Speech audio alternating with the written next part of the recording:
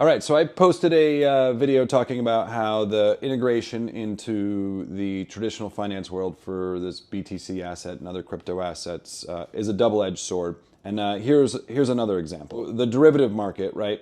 So Deribit is where the derivatives are primarily traded and quoted for Bitcoin and some of these other cryptocurrencies. Over the last 12 months versus the previous 12 months, the open interest, right? So the number of options that have been traded at any time where there's an outstanding contract, right? That open interest over the current 12 months versus the last 12 months is up by like over 60%, right? So the derivatives market is much more active than it historically was.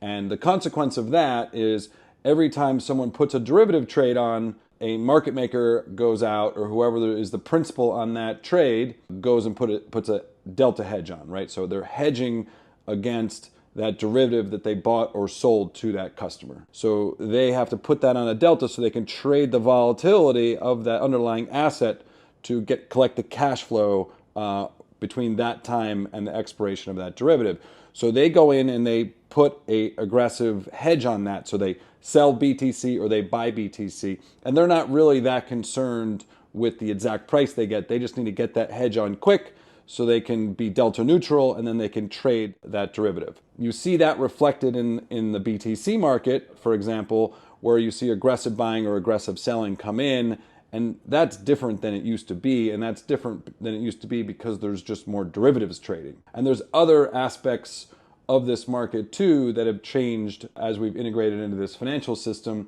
that has a similar effect, where there's indiscriminate buying and selling, where price is not the primary objective.